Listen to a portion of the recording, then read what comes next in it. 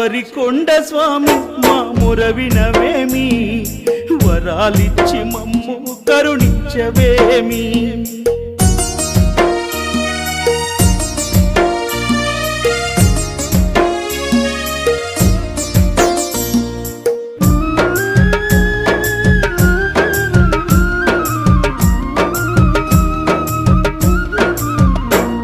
నా అన్న వాళ్ళే నన్ను అవమానపరచినారు